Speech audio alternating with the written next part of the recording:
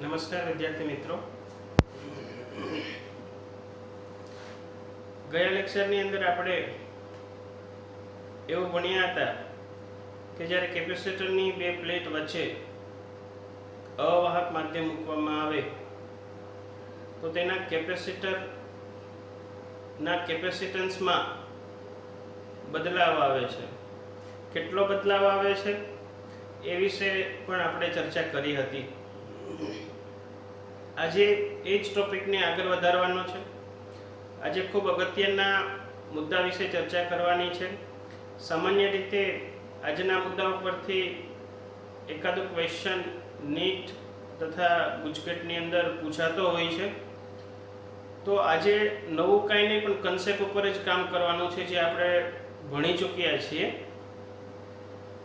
આપણે એવું ભણ્યા કે ધારો કે કોઈ એક કેપેસિટર આપણને આપેલું છે અને બે કેપેસિટરની પ્લેટ વચ્ચે કોઈ ડાઇલેક્ટ્રિક પદાર્થ મૂકેલો નથી, ત્યારે તેનું કેપેસિટન્સ ધારી લઈએ કે C0 છે.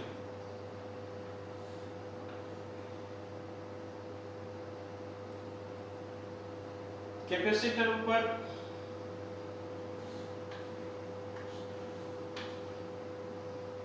ધારો કે Q0 વિદ્યુત ભાર છે તથા કેપેસિટરની બે પ્લેટ વચ્ચે વોલ્ટેજ એટલે કે વિદ્યુત સ્થિતિમાન V0 છે. કેપેસિટરની બે પ્લેટ વચ્ચેનું વિદ્યુત ક્ષેત્ર E0 છે તથા કેપેસિટરમાં સંગ્રહિત ઊર્જા U0 છે.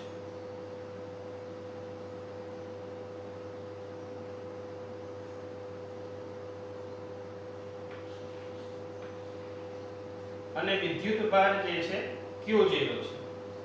તો અહીંયા આપણને સમાંતર પ્લેટ કેપેસિટર આપેલું છે.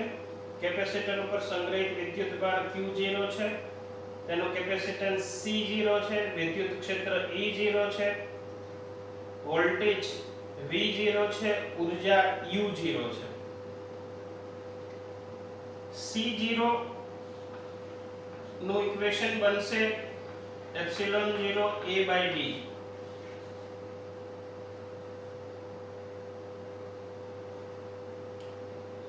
વિદ્યુત ક્ષેત્ર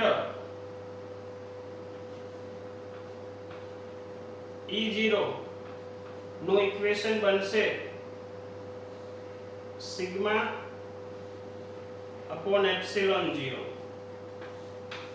વોલ્ટેજ V0 નું ઇક્વેશન બને છે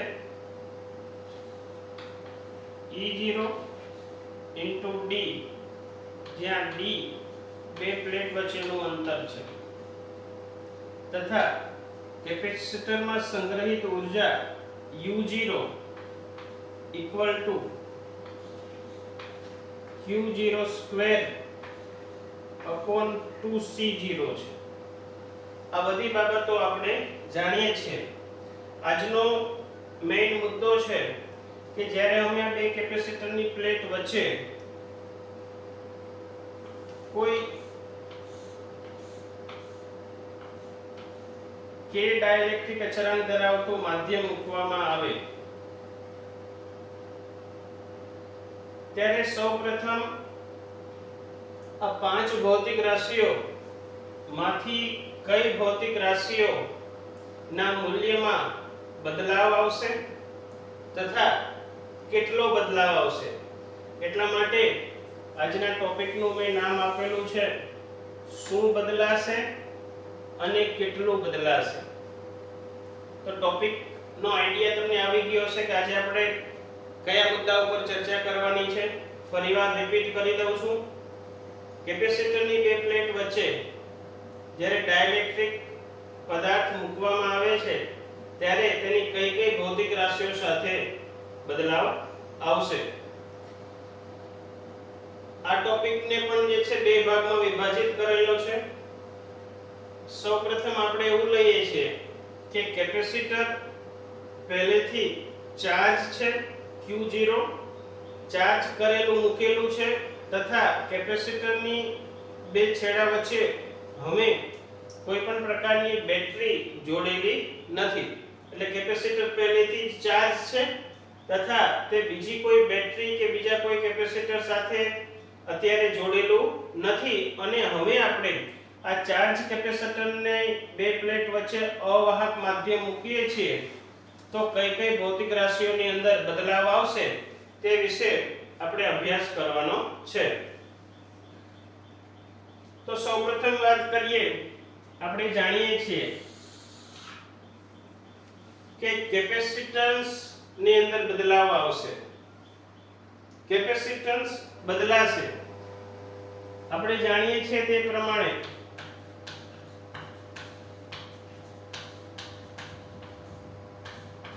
ધારી લઈએ કે નવું કેપેસિટન્સ C છે તો C = K C0 થશે, જે આપણે અગાઉ સાબિત કરેલું છે, જે જાણીએ છીએ। તો નવું કેપેસિટન્સ C એ ડાઇલેક્ટ્રિક પદાર્થ મૂકતા જૂનું કેપેસિટન્સ C0 ના K ગણું થાય છે। તો સૌપ્રથમ ભૌતિક રાશિ કેપેસિટન્સમાં શું બદલાવ આવે તે આપણે જાણીએ છીએ। હવે આગળ વાત કરીએ વિદ્યુત ક્ષેત્ર।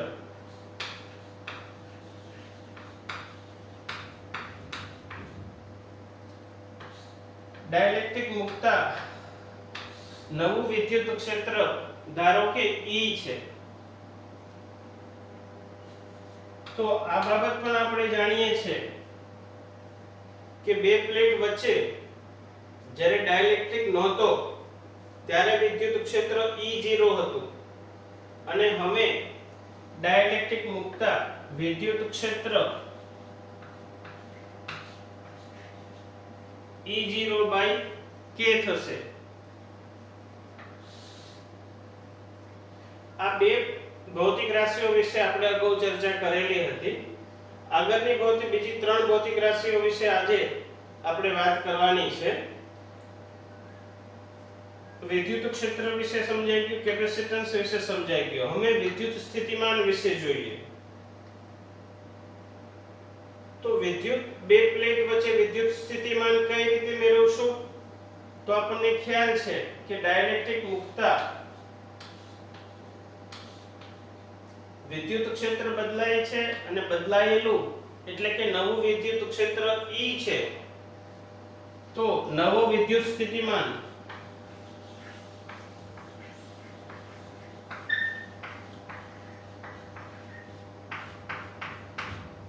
V કહીએ તો V = વિદ્યુત ક્ષેત્ર * D, જે આપણે જાણીએ છીએ, પરંતુ E = E0/K છે અને E0 * D,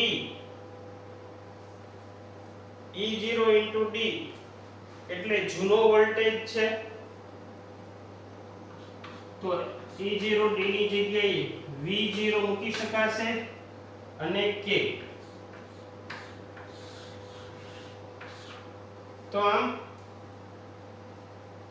ડાઇલેક્ટ્રિક પદાર્થની હાજરીમાં અથવા તો બે પ્લેટ વચ્ચે ડાઇલેક્ટ્રિક મુક્તા બે પ્લેટના વોલ્ટેજની અંદર ઘટાડો થાય છે અને ઘટાડો કેટલો છે તો કે જૂનો જે વોલ્ટેજ હતો એના K માં ભાગનો થાય છે। એટલે વિદ્યુત સ્થિતિમાન વિશે પણ આપણે માહિતી મેળવી લીધી। હવે વિદ્યુત ઊર્જા વિશે વાત કરીએ।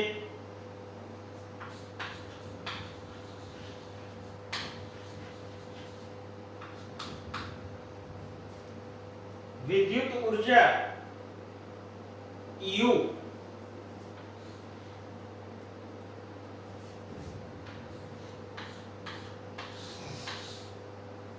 નવી વિદ્યુત ઊર્જા એટલે કે ડાઇલેક્ટ્રિક પદાર્થ મૂક્યા પછી તેની ઉર્જામાં શું ફેરફાર થાય છે? તો ઉર્જા U ઇક્વલ ટુ ઇક્વેશન આપણે જાણીએ છીએ હાફ CV સ્ક્વેર.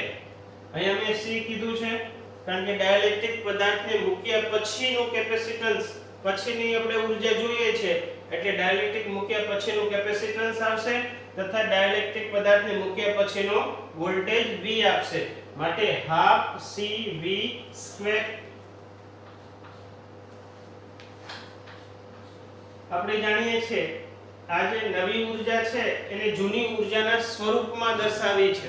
જેમ આપણે નવું કેપેસિટન્સ જૂના કેપેસિટન્સના સ્વરૂપમાં દર્શાવ્યું, નવું વિદ્યુત ક્ષેત્ર જૂના વિદ્યુત ક્ષેત્રના સ્વરૂપમાં દર્શાવ્યું કહેવાય, તેવી જ રીતે નવો વોલ્ટેજ એ જૂના વોલ્ટેજના સ્વરૂપમાં દર્શાવ્યો, તેવી જ રીતે નવી ઉર્જા જૂની ઉર્જાના સ્વરૂપમાં દર્શાવી છે. માટે C ની જગ્યાએ આપણે C0 * K લખી શકીએ તથા V ની જગ્યાએ V0/K લખી શકીએ.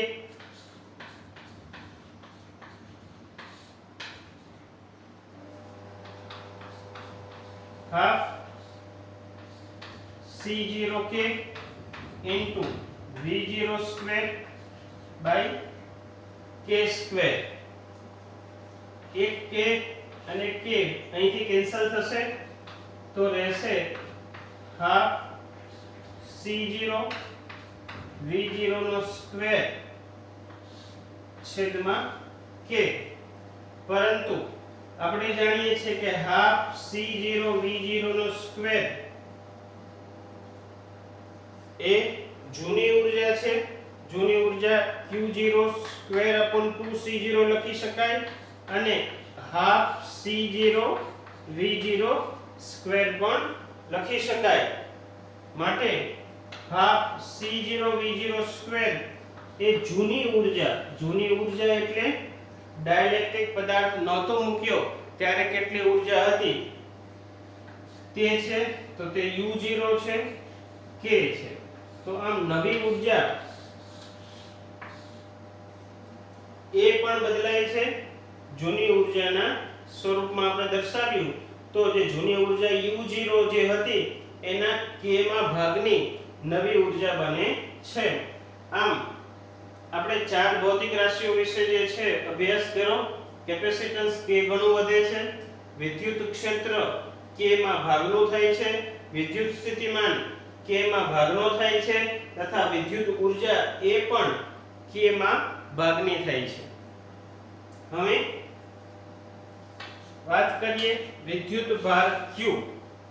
તો બે પ્લેટ છે, બે પ્લેટ પર ડાઇલેક્ટ્રિક નહોતું મૂક્યું ત્યારે વિદ્યુત ભાર Q0 હતો અને હવે જ્યારે ડાઇલેક્ટ્રિક મૂકવામાં આવે છે તો વિદ્યુત ભાર સંરક્ષણના નિયમ પ્રમાણે અહીંથી વિદ્યુત ભાર બીજે ક્યાંય તો જતો નથી.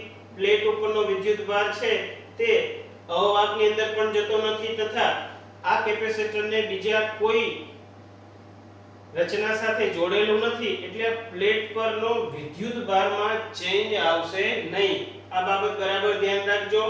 તો Q0 જે છે એ બદલાશે નહીં.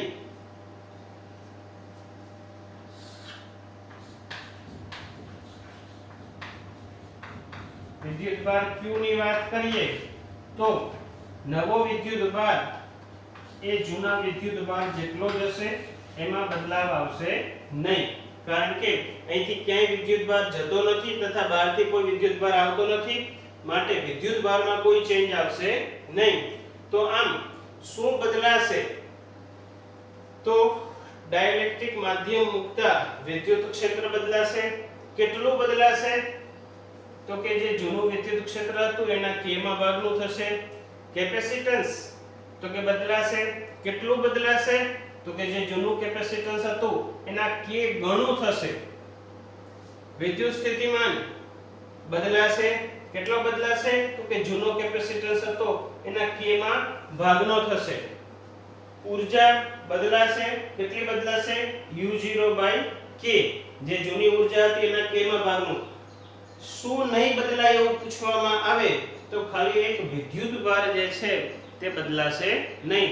અહીંથી એવો પણ ક્વેશ્ચન પૂછી શકાય કે જ્યારે કેપેસિટરની બે પ્લેટ વચ્ચે ડાઇલેક્ટ્રિક પદાર્થને મૂકવામાં આવે છે ત્યારે નીચેની આપેલી ભૌતિક રાશિઓમાંથી કઈ ભૌતિક રાશિ બદલાતી નથી?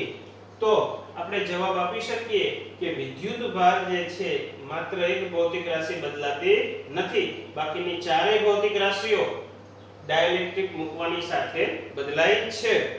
પણ અહીંયા એક વાત બરાબર ધ્યાન રાખજો. શું? તો કે અહીંયા કેપેસિટર ને બીજી કોઈ પણ બેટરી સાથે જોડેલું નથી. અત્યારે કેપેસિટર એકલું છે, કેપેસિટરનું જોડાણ કોઈ પણ બેટરી સાથે કે બીજા કેપેસિટર સાથે જોડેલું નથી. એ કેસ માટેની જે છે આ બધી આપણે વાત કરી રહ્યા છીએ, એટલે એ બાબત સૌપ્રથમ દિમાગમાં ક્લિયર કરી લેવાનું, કારણ કે હવે આની આગળનો મુદ્દો આપણો આ જ છે કે કેપેસિટરની બે પ્લેટ વચ્ચે ડાઇલેક્ટ્રિક પદાર્થ મૂકશું, પરંતુ આ કેપેસિટર ને બેટરી સાથે જોડેલું રાખીએ છીએ. તો તે કેસની અંદર આ ભૌતિક રાશિઓની અંદર જે છે બદલાવ અલગ અલગ થશે. શું થશે તે આપણે જોવાનું છે. પણ આ વાત જે આપણે કરી છે એ બરાબર દિમાગમાં ક્લિયર રાખજો. આ બધી ભૌતિક રાશિઓ ચારની અંદર બદલાવ આવે છે, વિદ્યુત ભારમાં બદલાવ આવતો નથી. આ કયા કેસની વાત કરીએ છીએ કે જ્યારે કેપેસિટર વચ્ચેની બે પ્લેટ વચ્ચે ડાઇલેક્ટ્રિક પદાર્થ મૂકવામાં આવે અને કેપેસિટર આઇસોલેટ કહેવાય, એટલે કે કેપેસિટરને બીજી કોઈ બેટરી સાથે જોડેલું નથી. એવા કેસની જ માત્ર વાત કરીએ છીએ. એ બાબત બરાબર ધ્યાન રાખશો.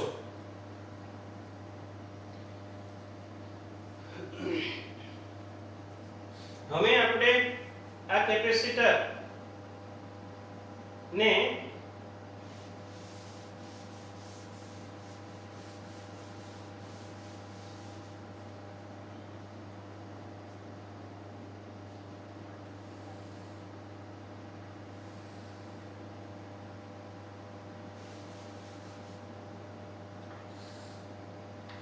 કેપેસિટર છે અને કેપેસિટર સાથે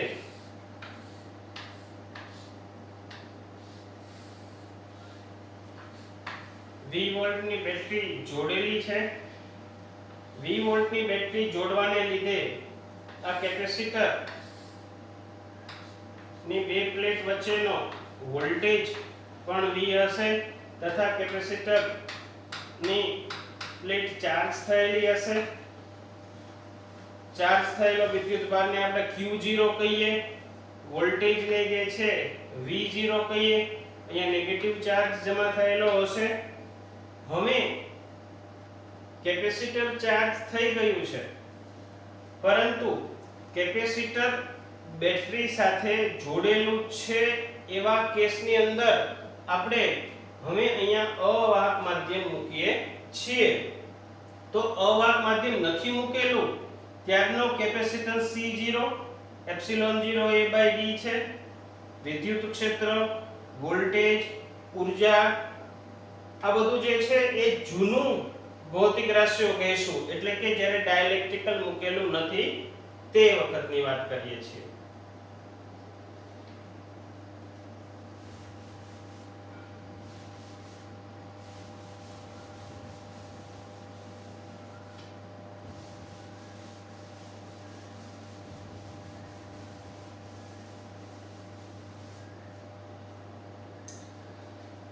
હવે કેપેસિટર ની બે પ્લેટ વચ્ચે આપણે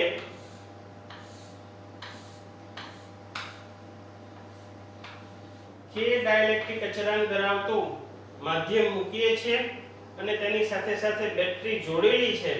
તો કઈ કઈ ભૌતિક રાશિઓમાં બદલાવ આવશે અને કેટલો બદલાવ આવશે તેનો અભ્યાસ કરવાનો છે. તો સૌપ્રથમ જે છે બરાબર ધ્યાન આપશો કે કેપેસિટર પહેલેથી ચાર્જ હતું જ, બેટરી જોડેલી હતી, Q0 જેટલો ચાર્જ હતો. હવે બે પ્લેટ વચ્ચે આપણે અવાહક માધ્યમ મૂક્યું.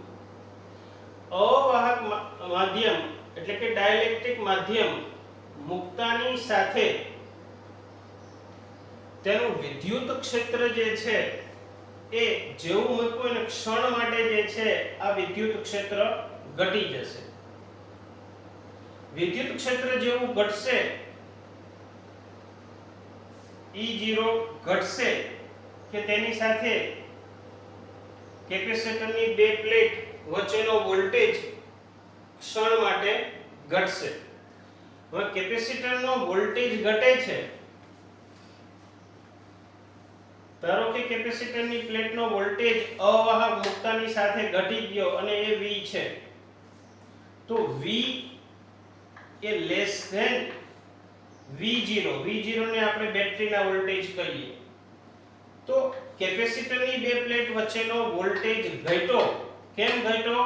કારણ કે તેના બે પ્લેટ વચ્ચે અવાહક માધ્યમ મૂક્યું. તો કેપેસિટરના વોલ્ટેજ જે છે નવો V છે અને એની સાથે બેટરી જોડેલી છે, એના વોલ્ટેજ V0 છે. કેપેસિટરના વોલ્ટેજ ઘટ્યા જ્યારે બેટરી જોડેલી છે, માટે કેપેસિટર ફરીવાર જે છે ચાર્જ થશે. કારણ કે આ પ્લેટ જે છે એ ઓછા વિદ્યુત સ્થિતિમાને છે, જ્યારે બેટરી જે છે એ વધારે વિદ્યુત સ્થિતિમાને છે. માટે આપણને ખ્યાલ છે તે પ્રમાણે વિદ્યુત ભાર હંમેશા વધારે સ્થિતિમાન તરફથી ઓછા સ્થિતિમાન તરફ જશે. તો અહીંયા જે છે અવાહક માધ્યમ મુક્તાની સાથે બેટરી વધારાનો વિદ્યુત ભાર જે છે કેપેસિટર ઉપર જમા કરશે. એટલે કે કેપેસિટરની સૌથી પહેલી બાબત તો એ આવી ગઈ કે બેટરી જ્યારે જોડેલી હોય એવા કેસમાં કેપેસિટરની બે પ્લેટ વચ્ચે અવાહક માધ્યમ મૂકવામાં આવે તો કેપેસિટર પરના વિદ્યુત ભાર વધશે. તો અહીંયા જે છે મેઈન મુદ્દો આ છે. ફરી વખત રિપીટ કરું છું કે જ્યારે બેટરી જોડેલી છે તેવા કેસમાં કેપેસિટરની બે પ્લેટ વચ્ચે ધારો કે તમે અવાહક માધ્યમ મૂકો છો. અવાહક માધ્યમ મૂકતાની સાથે તરત જ કેપેસિટરની બે પ્લેટ વચ્ચેનો વોલ્ટેજ એ ઘટી ગયો. કેટલો ઘટી ગયો? તો કે V0/K થઈ ગયો. ક્ષણ માટે જ થશે. કેમ ક્ષણ માટે? કારણ કે તેની સાથે બેટરી જોડેલી છે. હવે કેપેસિટરના વોલ્ટેજ જે છે ઓછા થઈ ગયા, તો બેટરી જે છે એ વધારાનો વિદ્યુત ભાર કેપેસિટરને આપશે. કારણ કે બેટરી જે છે એ વધારે સ્થિતિમાને છે, કેપેસિટર જે છે એ ઓછા સ્થિતિમાને છે. અને આપણે જાણીએ છીએ તે પ્રમાણે કે વિદ્યુત પ્રવાહ અને વિદ્યુત ભાર હંમેશા વધારે સ્થિતિમાન તરફથી ઓછા સ્થિતિમાન તરફ જાય છે. માટે બેટરી જે છે એ વધારાનો વિદ્યુત ભાર જે છે એ કેપેસિટરની પ્લેટ ઉપર જમા કરશે. તો સૌથી પહેલી વાત તો એ છે કે કેપેસિટરની પ્લેટ પરનો વિદ્યુત ભાર બદલાશે. બેટરી અને કેપેસિટર એ એકબીજાના સમાંતર જોડાણમાં છે. હવે આપણે જાણીએ છીએ તે પ્રમાણે કે કોઈ પણ બે રચના સમાંતર જોડાણની અંદર હંમેશા વોલ્ટેજ સમાન રહે છે. તો કેપેસિટરના વોલ્ટેજ એ બેટરીના વોલ્ટેજ જેટલા હશે. તો પહેલા પણ બેટરી જોડેલી હતી, ત્યારે કેપેસિટર પહેલા એટલે કે ડાઇલેક્ટ્રિકલ માધ્યમ મૂક્યા પહેલા બેટરી જોડેલી હતી ત્યારે કેપેસિટરના વોલ્ટેજ V0 હતા. ડાઇલેક્ટ્રિક માધ્યમ બે પ્લેટ વચ્ચે મૂકતા ક્ષણ માટે માઇક્રોસેકન્ડ માટે વોલ્ટેજ જે છે ઘટે છે, પરંતુ બેટરી કેપેસિટર સાથે જોડાયેલી હોવાને લીધે ફરીવાર કેપેસિટરના વોલ્ટેજ જે છે ધીરે ધીરે વધવા માંડે છે. ક્યાં સુધી વધશે? તો કે બેટરીના જેટલા વોલ્ટેજ હશે એટલા વોલ્ટેજ કેપેસિટરના થઈ જશે. ત્યાં સુધી કેપેસિટરના વોલ્ટેજ વધશે અને ફાઇનલી બેટરીના વોલ્ટેજ હશે એ જ કેપેસિટરના વોલ્ટેજ થઈ જશે. આમ સૌથી પહેલી વાત કરીએ તો જ્યારે બેટરી જોડેલી છે તેવા કેસમાં ડાઇલેક્ટ્રિક માધ્યમ મૂકતા વિદ્યુત સ્થિતિમાન V, નવું વિદ્યુત સ્થિતિમાન અને જૂનું વિદ્યુત સ્થિતિમાન એટલે કે ડાઇલેક્ટ્રિકલ મૂક્યા પછીનું વિદ્યુત સ્થિતિમાન V એ જૂના વિદ્યુત સ્થિતિમાન જેટલું જ થશે. એમાં કોઈ બદલાવ આવશે નહીં. વિદ્યુત સ્થિતિમાનમાં બદલાવ નહીં આવે તો વિદ્યુત ક્ષેત્ર વિશે વાત કરીએ તો વિદ્યુત ક્ષેત્ર E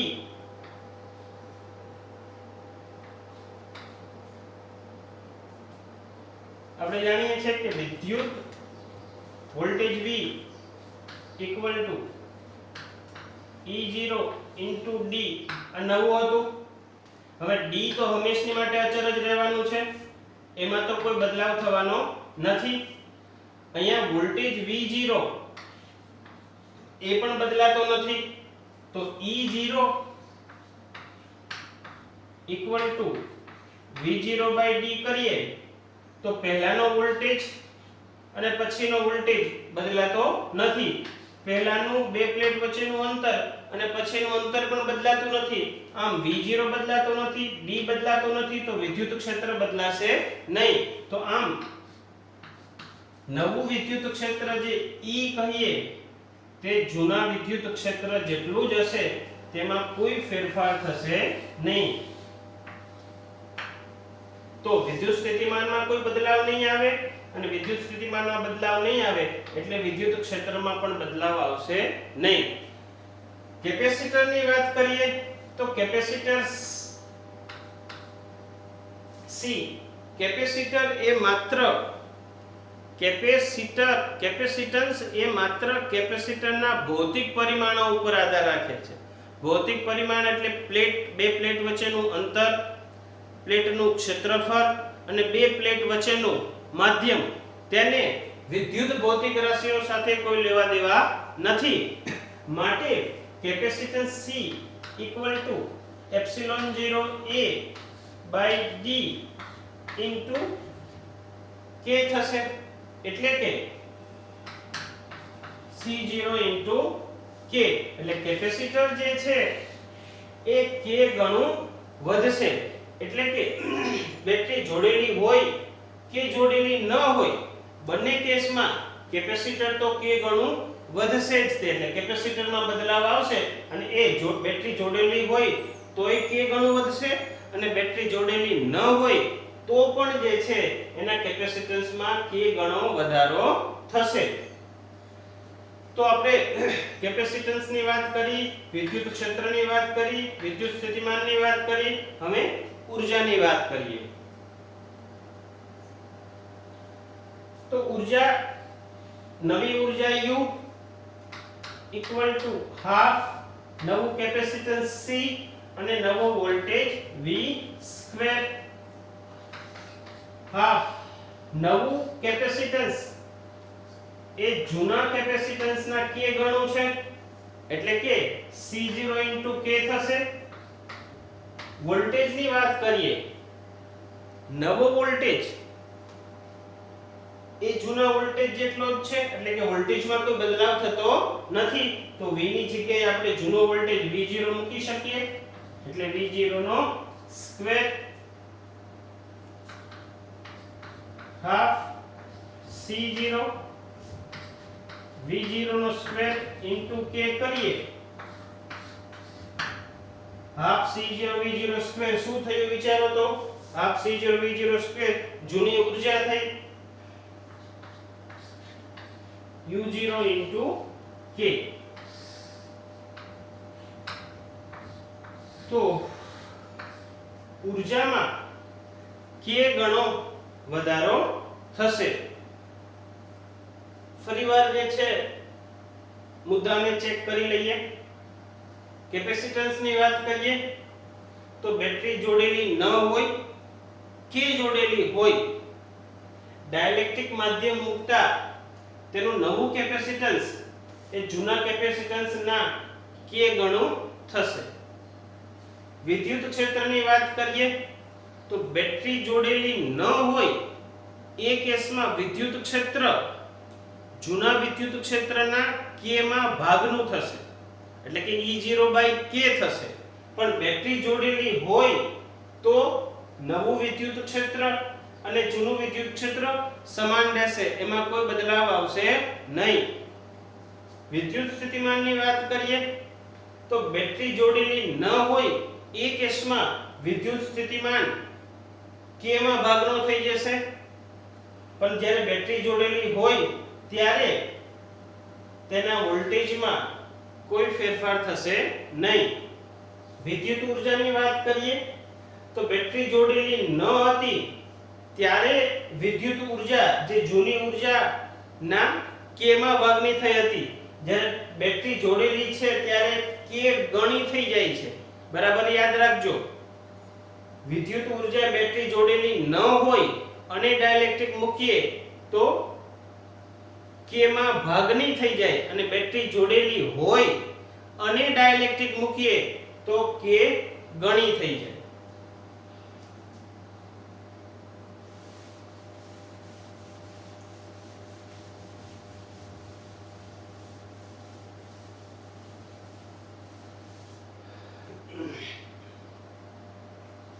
હવે આપણે જોઈએ વિદ્યુત ભાર વિશે શું થશે.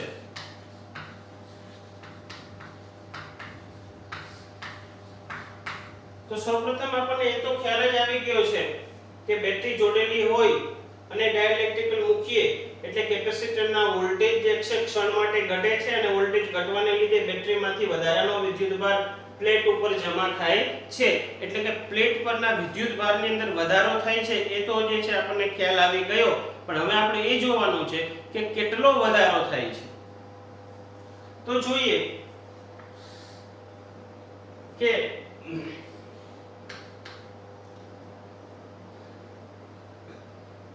નવી ઊર્જા જે છે U એ શું છે U0 by K.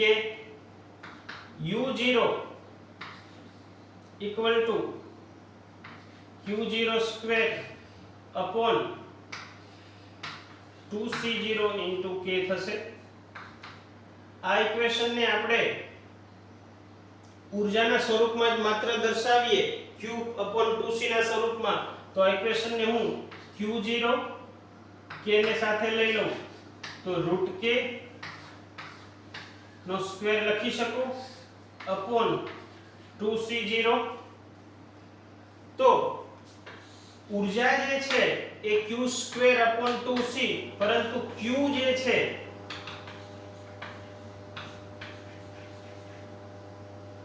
Q એ શું થયું Q0 into √K.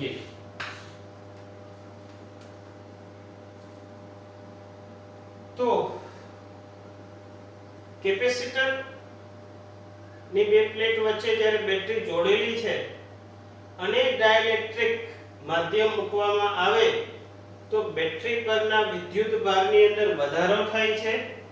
કેટલો વધારો થાય છે તો કે જે જૂનો વિદ્યુત ભાર હતો એના √K ગણો થાય છે. આ એક જ એવી ભૌતિક રાશિ જે છે કે જે √K ના સ્વરૂપમાં છે. બાકીની બધી ભૌતિક રાશિઓ જે છે K કા K ના ભાગમાં હોય કા K ગણો થાય છે. તો આમ આ બધી બાબતોની આપણે ચર્ચા કરી.